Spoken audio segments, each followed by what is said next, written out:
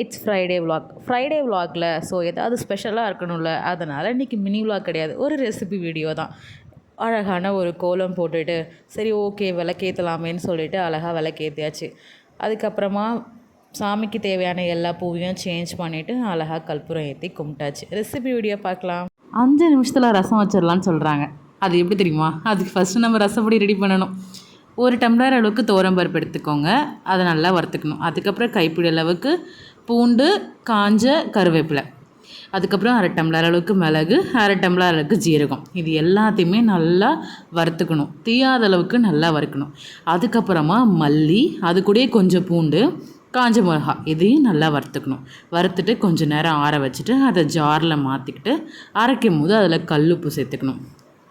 கல்லுப்பு சேர்த்துக்கிட்டு அதுக்கப்புறம் அந்த காஞ்ச கருவேப்பிலையும் போட்டுட்டு பெருங்காயத்தூளும் போட்டுட்டு நல்லா அரைச்சிக்கணும். இது நல்லாவே நைஸாக தான் அரைக்கணும், லைக் பொடி மாதிரி வரணும்.